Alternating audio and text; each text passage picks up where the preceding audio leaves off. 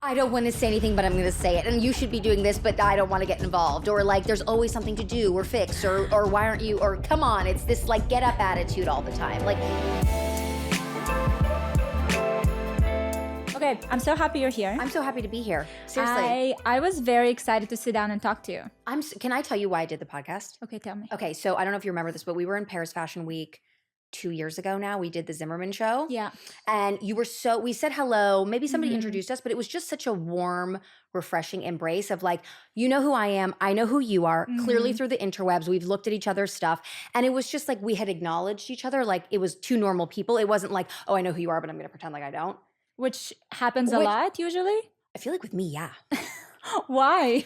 It was a really refreshing takeaway for me. And I was like, I like that girl. Oh, thank you. You know what I felt mean? the same. So when it came through, I was like, absolutely no question. Oh, I'm so happy. Well, to be honest, I found you on Instagram just from mutual friends and stuff. Yeah. But I did not know about your whole the past, the whole rich kids of Beverly Hills, all that stuff, because I didn't grow up in like part of that culture. Right. So I kind of had no idea. Right. And the more I spoke to people, they're like, oh yeah, the rich kids of Beverly Hills. I know. So wait, first of all, are you like a Nippo baby? Not at all. Oh, Not okay. even close. Oh shit! I thought I'll meet my first nipple. No, baby. no, Okay. not. I wish, but no, totally like normal people. But the show is so funny. Like we're coming up on 10 years since the show aired. Oh wow! It was a long time ago. Like it's so not even relevant. Of course, it was like how people know me and how I got started. But it was only 4 seasons long. But these things just stick. Like. I mean, it was a big cultural moment from what I've realized. But I think I'm going to just be really candid. Like when we were inside filming it, we were a group of friends. I've said this so many times. We did not sign up for a show called Rich Kids of Beverly Hills. Me and Dorothy Wang, who was on the show together, we did a pilot. Okay. And they sold it to E. And E was like, we want to call it this show. And we were like, oh, this is what we have to do. So we all had to go back to our families, like have these conversations. Like nobody was like, yes, it's going to be called Rich Kids of Beverly Hills. Everybody was mortified. Oh my God. But we had personalities for TV. So we were like, let's just ride this wave. So you just recognize that this can be kind of your in to I follow your thing. always knew TV was going to be the vehicle for me. I always wanted to do TV. I was a little bit lost before the show. I kind of was in college for a bit, got out of college. And I was sort of just like literally going out and hanging out with my friends. And my parents were like, and then I had a blog called Boobs and Lubes for a long time. People know that from way back in the day. Celine knows. Celine is a big fan, by the way. I love you. Boobs and Lubes. There was no English on Boobs and Lubes. Just like a typo after typo. I was so erratic and crazy. And my mom was like, you need to have a job. You need to get a life and do something. And I genuinely just kept saying, something's going to work out. And literally the show happened. And then that was it. Looking back now, what kind of person do you see? Like looking at Morgan 2014? Yeah. Do you see a glimpse of Yes, you now? I'm a more refined version of who I was then. Oh. I was more immature, obviously, as like one grows up, and I was definitely more obnoxious, but I definitely feel like it was my first time ever being on television, being interviewed, speaking to like people that were not like my close friends, that it was like, of course you like fall into these like pitfalls of like having to put on a bit more.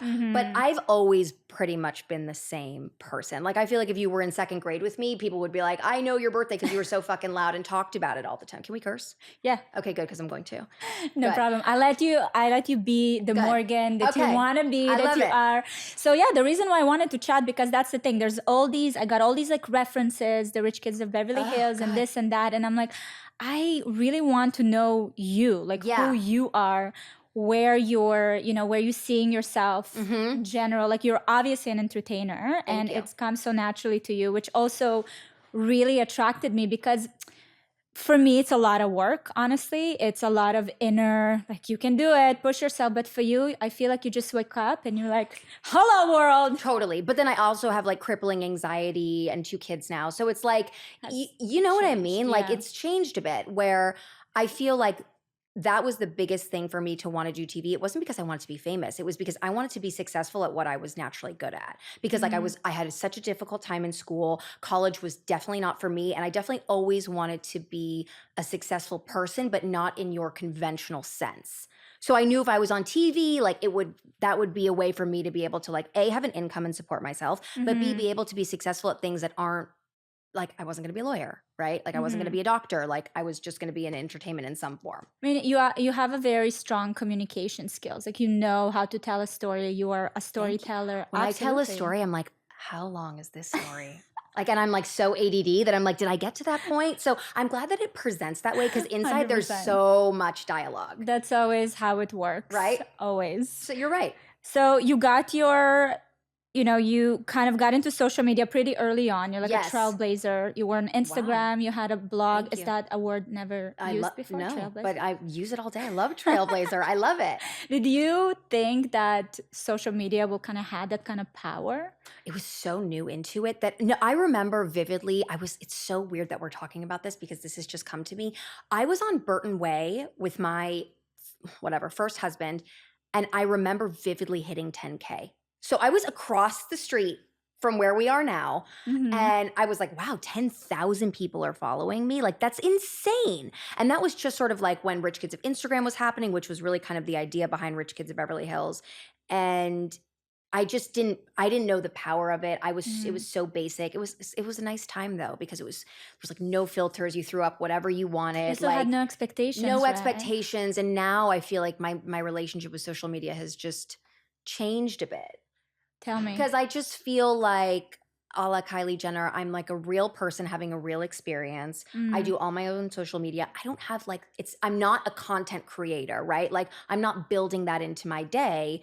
I feel like my audience is a bit disgruntled with like my lack of consistent posting and that I'm just like, I don't want this thing to control me. But then I also know how much it means to everybody and how much I like to do it. I just haven't figured out how to like make it a part of my consistent week. I feel like also being an adult on social media is such a trip. It's so fucked up. What the fuck, dude? And all of these like super young, I mean, I love young people, but it's a little cringe. And then you're like, you're going to grow out of that. Like what do you do? We know too much. We know too much. Been through that stage and we're just like, and do you want to like expose or not expose? That word's like dirty, but just reveal. Like people are like, what are you wearing? What are you wearing? And I'm like, they're just jeans. I don't know. Like I'll link them soon. Like it's this like pressure that I just feel like I can't keep up with all the time. I actually saw this video yesterday on TikTok where I reposted it because it was this girl being like, guys, I'm not gatekeeping. I just don't want us all to look the same. Who is that girl? Because I need to repost it. I don't know. I'm going to send it to you. But I was like, yes, that is what we need. And I don't want to also like, people are like, can you link this? Can you link this? And I'm like, okay, I'm going to get to it. But I'm also like, I gate like sunglasses. Get your own sunglasses. The sunglasses that I wear are not going to look good on you and vice versa. Like, absolutely. I want people to feel empowered to explore their style. Like I've been giving you, the same content for a long time. I'm not like this girl one year and then this girl another year. Like, what investment pieces to buy. Like, you don't need to ask me 100 times. Like, white, black t-shirt, black blazer, that's it. So you're not playing into the mob wife aesthetic? You know what? It's so weird that you're like, I was literally on TikTok before I came and I was looking at that. I've gotten a few mob wifey pieces. I've gotten some fur lately from Bottega that I got a jacket last week, that color. So I guess that's playing into it, but I wasn't conscious of trying to be a mob wife. Right. But I'll wear that with jeans. I won't wear that with a leather skirt. I feel at the end of the day, honestly, these are all trends that are circulating. Like this has been around. This is not any new invention over here, but I think the young generation, or not even the young generation, the generation of social media, they just like to make it, they put new names on it and they're like, look at what we came up with. Totally. So that's always fun. Every month there's like a new aesthetic. Always. And then people like Kendall Jenner will wear a tank top and everyone's like, oh my God, it's so simple. It's like, that's what we go back to. Like we just want to be into tank top and jeans and keep it easy, or like a cute set. A cute set. I saw your TikTok. Your tagline is for the girl who wants to build her future. Yeah, create her future. What? So when I did Boobs and Lubes, it was literally I needed a tagline, and it just came to me. It was like for the girl creating her own future and for the boy who digs boobs. And it was literally, that was at the point in my life where I was like, I don't know what I'm doing, but I need to create a future because my parents are like, you need to work and figure out what you're going to do. You need a sense of purpose. And so that line just rang so true to me. And I feel like still, that's just always been the theme of my life. But that's what I'm saying. I love that you're still keeping that going. Totally. If I think about the tagline that I had in 2013. Girl, listen, my first screen name, I mean, are we talking about screen name? How old am I? I get it. We all go through, that's the other thing why I don't like to like put too much out, because you don't want to be like beholden to what you think at one point. Yes, but also You need to grow and evolve. it's so cool to see the progress. Right. Like even looking back, and I'm sure, I don't know when was the last time you went on the blog and read the stuff that you've been posting It was in recent. 2014. It was scary. But isn't it so cool? It's very humbling. It's very humbling. And like, what? I don't know how people read it. Like, there was no English. There was no English. Like, what are the words? What are the like? I just don't even know how.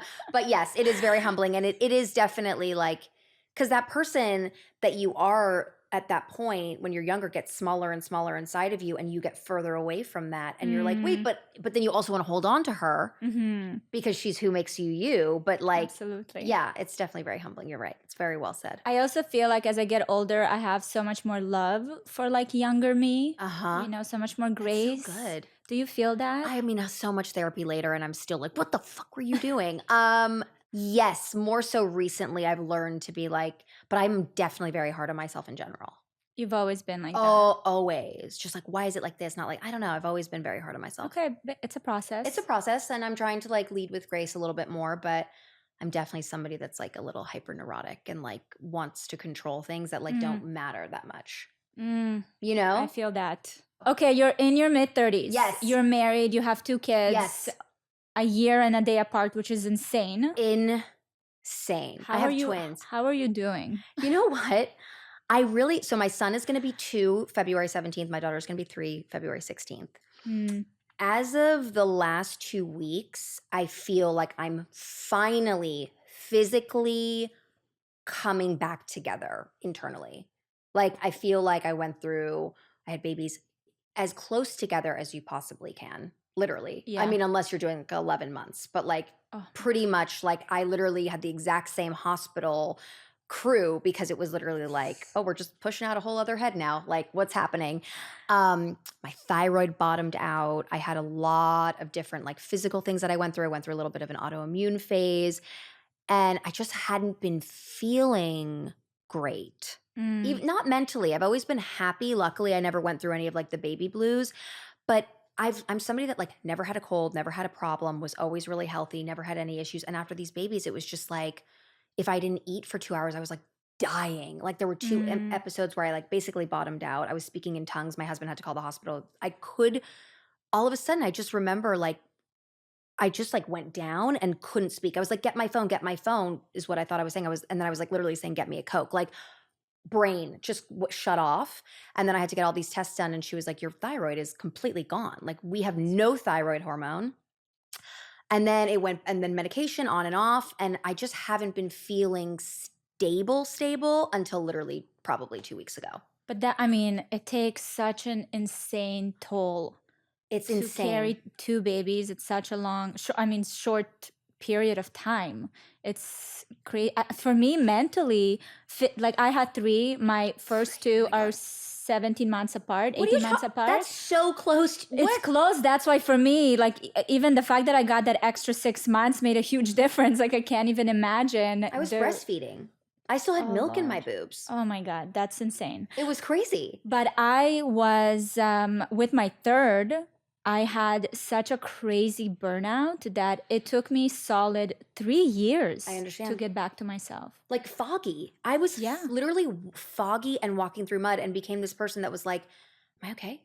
Am I okay? I like would have like so much physical anxiety because the thyroid affects so much of that. Yeah. I would have to pull over and call my husband. I mean, I could literally get emotional about it. He was like, you're okay. I'm like, I am not okay. I don't feel okay. And you do all of this blood work. Literally at one point I did 24 pages. They're like, we don't see anything. Really? Figure it out. There's something fucking wrong. You need to tell me what it is. And so finally I saw a naturopath and I did all the blood work again. She's like, X, Y, and Z. I had no iron at all. I had no vitamin D, not even on the scale. So when you do general medicine, they're like, are you between 1 and 68? There's a range, exactly. Okay, but I'm negative, like I'm 1 instead of in that range. I need you to tell me how to get to an optimal place. So I did a lot of work. I stopped drinking for 3 months, gluten, dairy, which I think looking back is probably all a little bit of bullshit. I think I just needed some time. I think no drinking is helpful. Like fine. But the body really just goes through so much more than people realize. So now you feel like, okay, I'm getting back to myself. Definitely getting back to myself. I definitely still have the like sensitivity. Like if I have like cereal in the morning. If I don't eat protein by 12, I'm bottoming out. The body has gotten very sensitive to like, I need to keep in check. There's a lot of work to keep me stable. It's strange. But at least now you understand it. Like you're listening to it. Yeah, that's so... Listening to it is so true, because you're like, I'm fine. What's wrong? This is crazy. I got through it. You're like, I have 2 kids to take care of. Why am I having these issues now when like I didn't have one problem and they need me? I can't be having an anxiety attack in the bathroom. That's insane. How do you kind of go back to yourself to be able to like connect that? I have to like, there's a lot of deep breathing. There's a lot of not being able to sit still for too long. Like I always have to kind of physically check in. Protein is my best friend. I drink a lot of water. I always have snacks. I was never the person that had a snack. I had like a Coke and a donut and like did a show at 5 a.m. and like kept going. Now I'm like, do we have seaweed in the car? Like, am I going to make it through like my 15-minute drive? Like, but then I also can have 2 tequilas the night before and feel, it depends on the day, really. You know what? I just discovered the work of Dr. Mindy Peltz. I don't know if you heard of her. Tell me all about Mindy Peltz. She is amazing. I'm going to get her on the podcast. If you're listening to this, Dr. Mindy, you will be on the podcast. She wrote the book Fast Like a Girl, and she's basically like a hormone specialist. Okay, Fast Like a Girl. Fast Like a Girl. The amount of...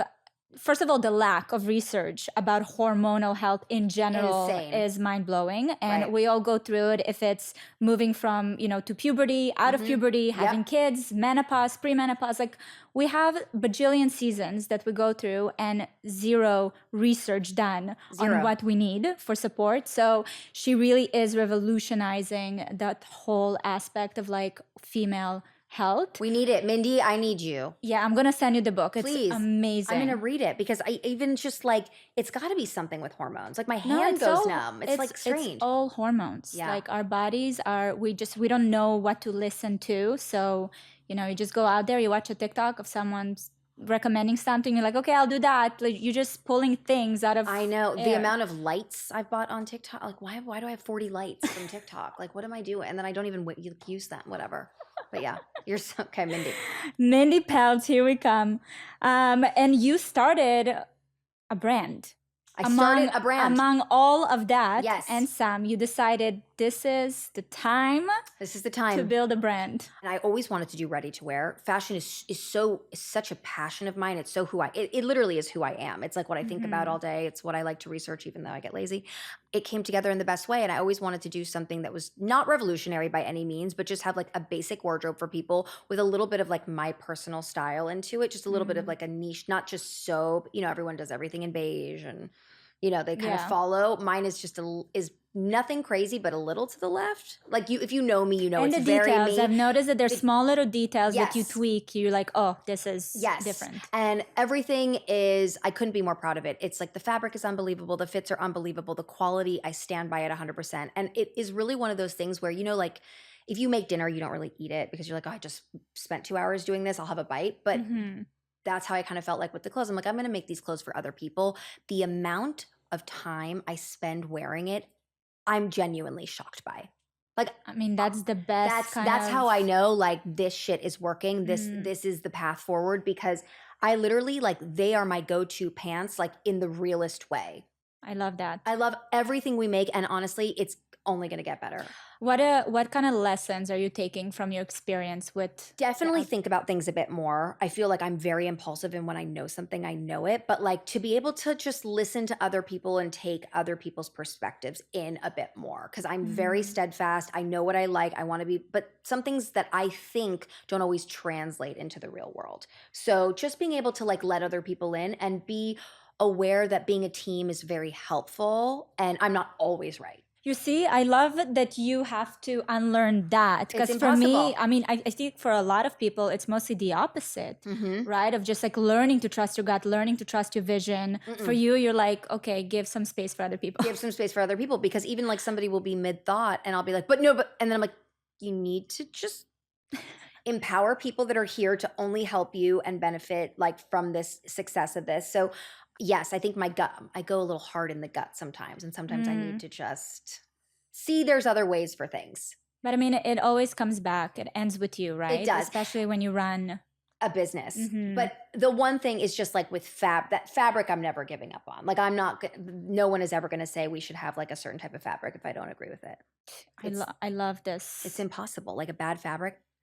No. I mean, the fact that you decided deliberately to go back into the manufacturing of clothes just shows me that it truly is a passion, because just from the 2 years trying to figure that industry out, oh my God, I was so happy to tap out. But kudos to you for doing that. I mean, I have professionals in place that are helping me with the manufacturing side of things. Like if I went into something, which before Renggli came together and I was introduced to the partners I was introduced to, I was like, oh, like I'll just get some capital and then I was like, there's no way in hell I could have done this by myself unless there was somebody that knew what they were doing. Yeah. It's impossible. But you see, we were like, we're going to do it ourselves. Oh, I know.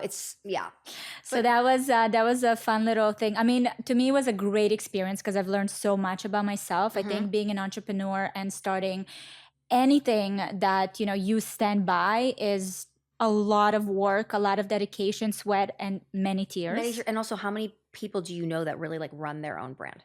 Like without the help of like an incubator brand or, like somebody else that's like. Well, I didn't know that when I started this. Good for you. Because what the fuck? I know. It's like making a pair of pants, the amount of shit that has to go. I was looking at rivets for 2 hours yesterday. Like, why am I looking at this for an hour? Good for you for even doing it that long. Yes, it was a naive choice to make, but you do it again with the right partner.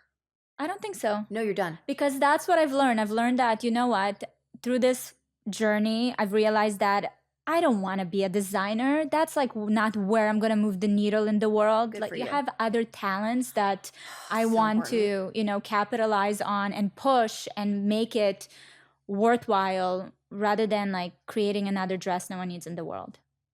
But to know that? But that was a great lesson. To know that? Yeah. Do you know when people are like, I need to do this, this, and this? I don't want to do this, this, and this. I want to do 2 things that I'm good at and stick to that, and that's it. I think that's what I enjoy about life now, being like 33, is that instead of learning what it is that I want, I'm actually enjoying learning what I don't want. Right. I think that like it sounds the same, but it's not at all. It's not. Even like with relationships and friendships. Like putting your energy into things, or like friendships, like when you're in your 20s, you're like, oh, well, like, but we're around each other. So like, we're obviously going to have dinner. And then you get into your 30s. And then if you're lucky enough, you meet a few new friends. And then some of those friends don't work out. And you're like, that's okay. We're not meant to be friends. That's a great transition point to friendships, because that's something that I started valuing so deeply in the past 3 years, ever since I moved to Miami. I don't really have, like, I've been so busy with work, I don't really have friendships that are my village. Not because I don't have the right people around me, but because I didn't pay attention. I didn't put in the effort. At this point in your life. At this point in my life. So when I moved to Miami, I was like, Valeria, you're making an effort. Like, that's on your to-do list for this new chapter in your life. And I'm so proud of myself because I've been putting in the work, and I'm surrounded now with people that I truly feel, they're my village. So much work. It's so nice. I feel like I grew up here.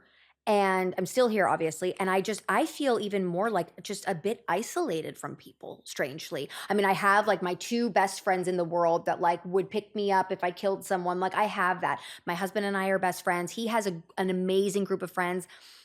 And I feel like for me, I've gone through a lot of friendship shifts, and it is kind of being in that weird mid-30s where like everybody is really busy with their life, but then also not that busy. You do have young kids, you should be together. So I'm still kind of figuring out who my village is right now. I don't feel, and I'm somebody that's incredibly social. I always know a lot of people. I've been living here obviously for so many years. But I don't feel like I have like my group of mom or just friends that I'm like, let's go to Miami for the weekend. Like I can put together a group of people to do that, but that's very different from like, having your people. I have like one best friend who's a girl and then one best friend who's a guy who lives in New York. And those are my 2, but then everyone else is just a bit rotating. I feel like you're very open, but you're not very open. Like you don't let people see you. On Instagram. Well, it sounds like also in life, like you're a bit more reserved when it comes to really letting people in. I think because I was so open and then it didn't pan out that now I'm a bit more choosy.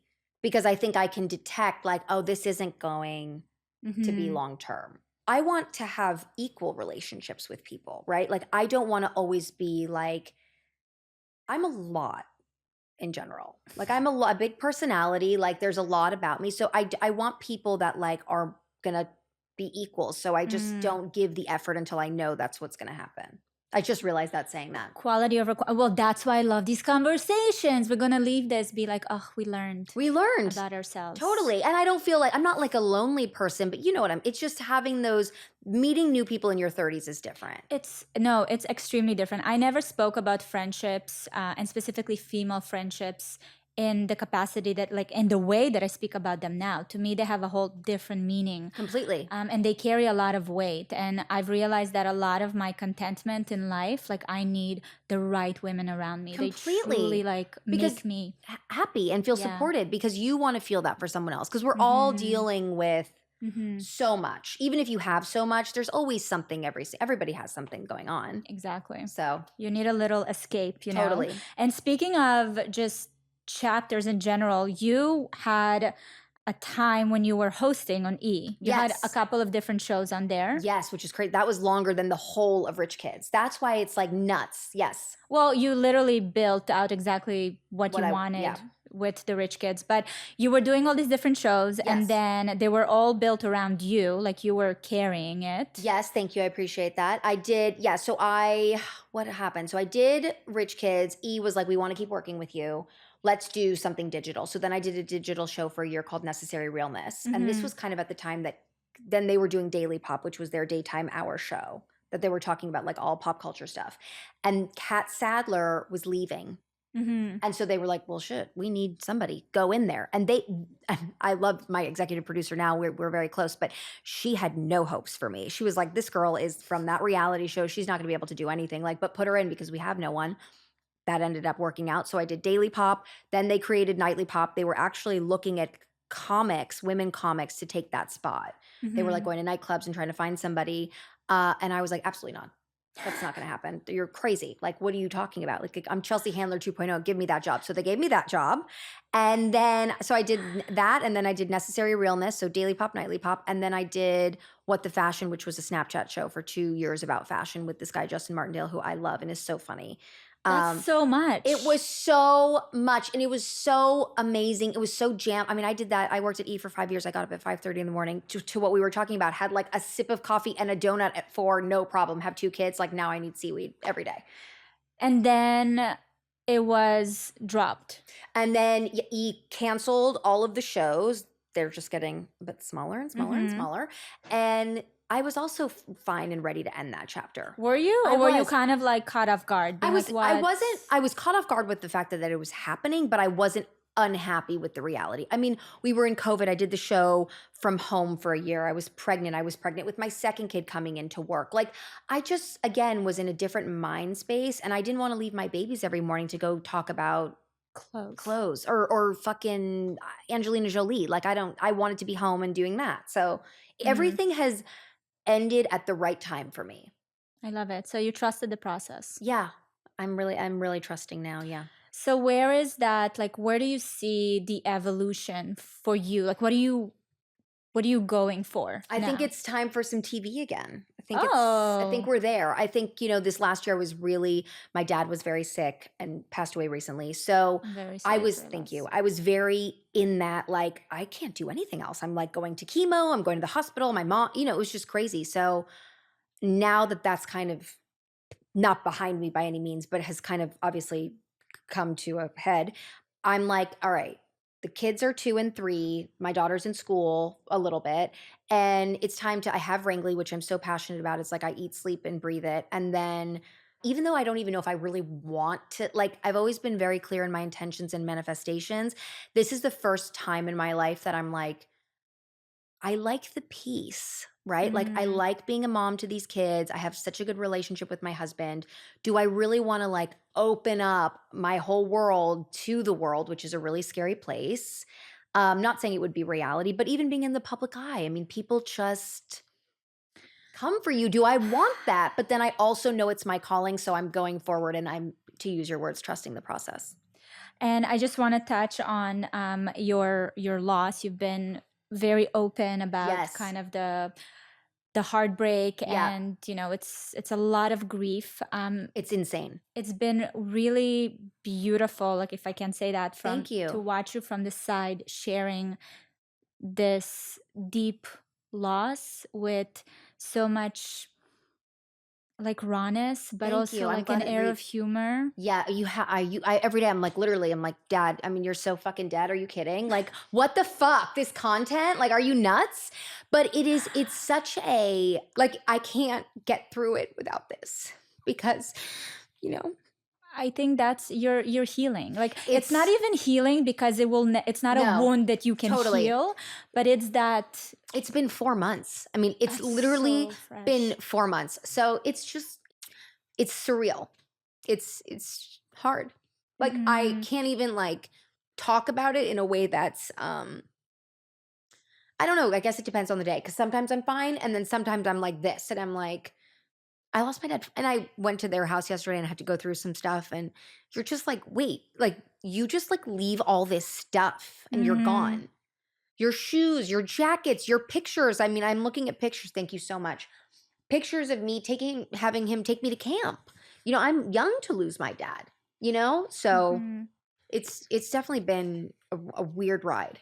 It seems like it's been a very transformative time for you. Totally. Even the way you show up on social media I'm glad. There's a newfound, I can't put a finger on like the right word, but there's a newfound like energy and appreciation. Totally. But what's interesting is, so my dad died, he was 80. And everyone's like, oh, he was 80, so he's older. But my dad was straight up his entire life. Like, he just was never old, and actually shy of his 81st birthday. And I was always so aware growing up of him. So he had me at 44. I was always so aware of him being older. My mom's 10 years older than him. Excuse me. Wait, she's not younger. 90. She's younger. She just turned 71. And so I always had this vision of like, I'm going to experience his death younger. I always felt like he was going to just drop dead. And so the fact that so late in life, and my parents have been on a health train way before it was trendy. I was like the kid, I was like, I can't have friends over. You have like bark in the fridge. Like, there's no fucking Cheetos in this house. Like, they've always been extremely healthy. My dad was always very healthy, very in shape, athletic. And then to get like a random blood cancer at that age was also such a ride. Oh, he was precancerous for 2 years. There were some rashes and some symptoms. Then the doctor was like, oh, he has lymphoma. If you get lymphoma, that's the cancer you want. It's so treatable. Then it's, oh, he has T-cell lymphoma, which is a very rare blood type of lymphoma. Then he's in beating chemo, not showing up, coming back 3 weeks later, coming back 3 weeks later. And then at the end, it was such a quick last 3 weeks, he ended up in the hospital because I guess it had transferred to hit the spinal cord in the brain, and he died 3 weeks later. And my mom was in Europe for 3 weeks, his last 3 weeks, because my grandmother, gonna be 99 next month. All of you. And so my mom was gone the last 3 weeks of his life because her mom was so sick, and we thought she was gonna pass. So my mom got home 2 days before my dad died. Oh, she made it. She made it, but we didn't know. He died at home in bed. I was holding his hand, watching him take his last breath. There was no morphine. He just passed. He was labored breathing for 2 hours. My mom's like, it was crazy because he was a classical guitarist his whole life. He played for hours every single day. True artist.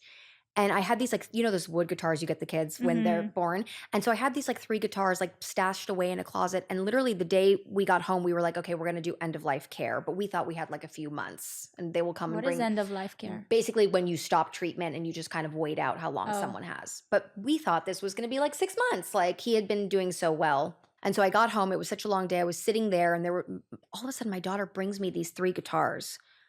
And I was like, I haven't seen these since you were 5 months old. Like, where did you find these? And my nanny was like, these were before I was here. I don't know where they were.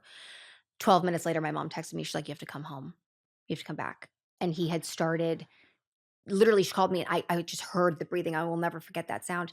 And I got there and literally was like, saw him close his eyes, take his last breath. And it was the craziest thing. My husband was standing behind me. And at one point we were like, I was like, you can go, you can go. And then he put my hand on his head and said that. And he could not breathe. And all of a sudden he was like hold hands again. And then he passed. It had always been the three of us. So it was really beautiful and really the most intimate way you can pass away. But I'm like, what just happened?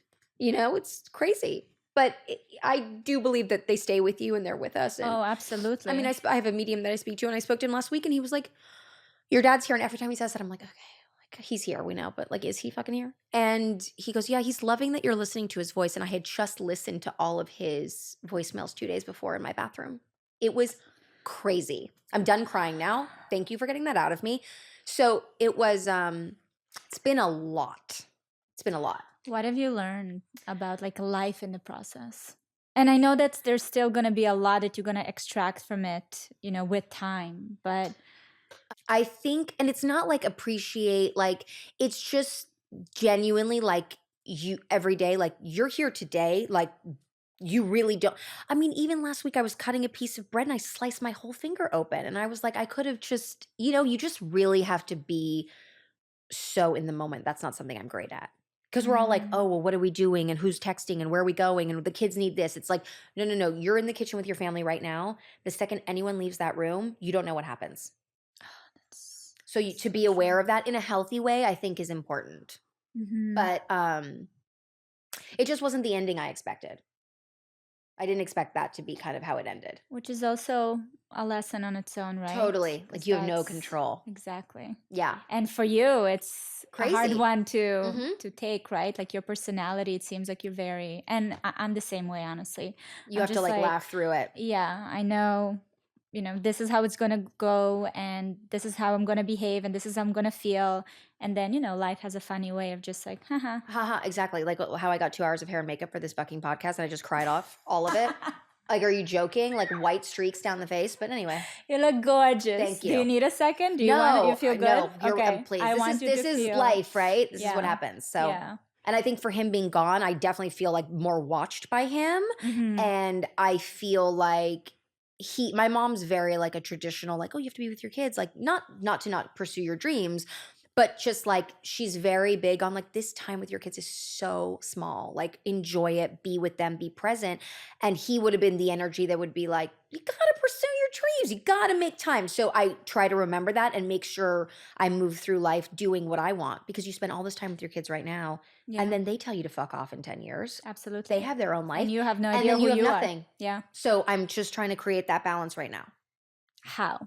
By continuing to do the things I love. And instead of diminishing that, I'm just going to go forward. Is that something like that ambition and that drive? Is that something you got from your dad? I think, yes. I think from both of them. I mean, my mom's a Capricorn. My dad was a Scorpio. So it's just so much intense energy. But yeah, I think that it was always just they have a very strong belief in me. We were all very close always. And I think they were just like, do what you know you can do it. That's beautiful. Yeah, I was really lucky. I obviously still am. I'm really excited for him to see all the things that you're going to achieve and do. I think about that too. Thank you. I think that's going to, I think it's like an extra guiding light now for sure. Like I have more protection now than if he was here, if that makes any sense at all. I feel like also when you lose someone that's so close to you, you start looking at life as this, it's a bit of a game, you know what I mean? Like totally. You're just, I need to seize all the opportunities to feel it, to live it truly, so they feel like I didn't waste a minute on this earth. It's true. Anything. I mean, even like in my Pilates, I try harder because I'm like, he couldn't, or he can't, or he wasn't feeling well, or you know what I mean? So it's just all of these things, like there has been a lot of positives since his passing as well in me. How was it to talk to the kids about it? Do they feel? That was so weird. I mean, because they're still at that age where it's also weird where you're like, oh, you're going to have, the story for you is that your grandfather died when you were young and you don't really remember him, which for me is so weird because he was my dad. We were so close. But, Ro, my mom had been staying with us for a long time, and Ro just kind of felt, I talked to her actual preschool teacher and she was like, you have to tell her that grandpa died. You just have to say that. Because if you don't say that, she's going to be like, is this my fault? Why is grandma always around? That's how kids think. So I just said, I showed her a picture. I said, Ro, I want to talk to you for a second. I just, I want to tell you grandpa died. He's in heaven and he's with us. And she just got sad, but then understood. And like now every time she like sees a photo of him, she doesn't like not mention him. Whereas when that first happened, I think she was a little like confused about what was going on. Yeah. Gray is so young. He's just turning, like he's just going to be 2 like in 2 weeks. So I kind of got off, scot-free with that one, but it's definitely not a sad time in the house. It's a time of transition. We kind of went through, I think we're just trying our best because if you focus on it, it becomes overwhelmingly painful. Yeah, it's very easy to kind of go into a black hole and Totally. just make it your comfort zone. Yeah, exactly. And I appreciate you saying what you said about my social media because I'm also like, I don't want this to become like the grief channel. Like people want to know what jacket I'm wearing. So I try to remember that, but I think you're doing a beautiful job being able to show, that these transitions in life in a humane way, in a realistic way. Because I think with social media also, listen, people turn things into it gets gross. A spectacle, but you can sense it. I feel like we've been now in the social media world long enough to like spot those moments. That's why I feel like when I was watching you, it was very powerful and very raw, and I'm very proud of you because I know how hard it is to show up. I know when things are, not shitty. Easy. Yeah. Thank you. It's true. And you're close to your mom. Very. She's Swiss. She's so Swiss. What does that mean? It's basically Russian, but not Russian. Like, I mean, it's just so fucking intense. I don't want to say anything, but I'm going to say it. And you should be doing this, but I don't want to get involved. Or like, there's always something to do or fix or why aren't you? Or come on, it's this like get up attitude all the time. Like, you're just like, I mean, last week she was like telling my assistant, she was like, we need to get Gray a haircut. I was like, no, overstep. I got it. I know he needs a haircut. Like, why are you on it? The boundaries thing. There's no fucking boundaries. I know. I'm trying to reinstate those boundaries every week. And, it's just some weeks are better than others. I know. But that's the charming part, I guess. And they mean well and you know that they're right, but you want to just be able to be given the space of like, I'm going to get here. You raised me all these years. Like, let me I'm going to book the haircut. Like I am. He just is busy. That's why I don't want him to have bangs over his eyes. I get it. Thanks. Do you see aspects of yourself, like of your mother in you? Yes. Yeah. Oh my God. What do you mean? Every time my husband's like, are you going to chill out? I'm like, never, ever in my life. Like, I just am not, I don't have the ability to. Yeah, or like my mom will always ask me a question she knows the answer to. And I'm like, are you joking? Are we still doing this? And then I find myself now being like, oh, what's the answer to like, and I'm like, I know. So there's just things that they do that we just have. We become them. Versions of them, at least. It's that's also a very hard truth to swallow. I know. But I feel like we're more aware. Do you feel like we're a more aware generation in general? Like the way we parent and the way you raise your kids, do you feel it's a different kind of approach than what our parents did? I mean, I definitely think so. I mean, I feel like my mom, first of all, doesn't like remember anything from when I was a kid. I'm like, what? How do you not remember anything? Oh, shit, but that's me. I don't remember a lot of stuff. I don't remember a lot of stuff either. We are our mothers. Like, I literally am like, we were talking, my husband and I were talking about my son, and we're like, when did we transition Ro out of the sleep sack? This was 5 fucking minutes ago. We don't remember. We were like, was he 2? Like, yeah, I definitely, but I also think there's a lot of great things from older generations. Like, the generation below, things are a little right now, I find, to be in a bit of a sloppy state. Yes, it's very difficult to navigate raising kids today because I feel like so many aspects of the world are working against you, if that makes sense. Oh my God. I mean, even like she's 2. We went to Italy over the summer. My in-laws invited us. So we went and there was a lot of screen time. We had to get through it. I mean, the kids were actually wonderful. There wasn't a lot of jet lag. They really adapted quite well, but there was so much downtime. We were on a boat and like they needed the screen time. And when we came home, it was unmanageable. We couldn't get it away from her. Yeah. Meltdowns beyond. And so now since then we had to finally cut it. She has no screen time. It's the only thing I did by accident as a parent. I have no judgment. I'm all for it. But like, you don't want them to be on it all day. So there's no balance, right? It's really difficult. Oh my God. I know. I stay up at nights being like, I should have done this. No, I shouldn't have done. I've got better with the years, but I mean, my eldest is 10. I mean, I'm in a different era in my life. 10-year-old child. What is happening? Yeah. It's insane. I'm in a different era. I actually talk about it all the time now. I'm in my honeymoon stage with the kids because they're like 10, 9, and 5. And they're their own people. I'm able to step away. I'm doing my own thing. Gary's like stepped in as like a role model. Right. Yeah, because that's their time, to really show up as fathers. Yes, totally. And it's been such a lovely experience. And you're still so young. Like, it's just, that's nice. And I feel like I got a little independence with the kids now, because they're not like, if Gray walks away for 5 minutes, I'm not like, is your hand gone? Like, you're starting to taste that little freedom. A little bit. But it's also like, I mean, you want them to stay small, but you're also excited to see them grow. I feel like I'm kind of okay with them growing. Yeah, I'm there. Okay, what's your sign? I'm a Virgo. Oh, I'm Virgo rising. I sense there's some kind of a connection here. And I'm Gemini, so I'm double ruled by Mercury, so it's crazy. I'm not very well versed in that world. It's such a boring topic. I've done it 1,000 times, that bit. But Virgos, I'm very Virgo is my point. Okay, yeah, no, I sense that. But I'm done. Like, I'm looking at babies. I'm just like, yay, good for you. My kids with small kids. I'm like, yay. That's it. Good for you. Yeah. Enjoy that. Yeah. It's a lot. Okay, so what is I did this thing based on a TikTok trends of the 2024 ins and outs. Okay. And not just like, not like style or anything. Okay. Just what are your ins for this year and what are your absolute outs? Okay. Outs are absolutely not hanging out with people I don't enjoy, pursuing relationships that are not fulfilling, ignoring my body reaction to people I don't like. That's the out. When you're around certain people and you're like, why is my body telling me I hate you? You're not that bad. You're bad. I'm not going to make time for that. That's like my big out. In is protein, eating consistently, not drinking as much. Or is that an out now? Soda? I was going to say soda. Okay, drinking Coke is in, because it's my favorite thing. It's the only thing that truly makes me happy. And another thing in is being more organized and mindful of schedule. Just being able to be a little bit more scheduled. Okay. That's my in, because otherwise the day it's 4 o'clock and I'm like, what did I do? Like, I need to keep myself on in check on a path. I love that. Okay, well, you are a style icon. Thank and you. That's why I'm so excited to also see where you're going to take Renggli. And I already see the vision. It's very clear. Thank you. You have a very strong brand identity, which is very difficult to accomplish. I know. It's hard. So that's beautiful. So when it comes to fashion, what do you see?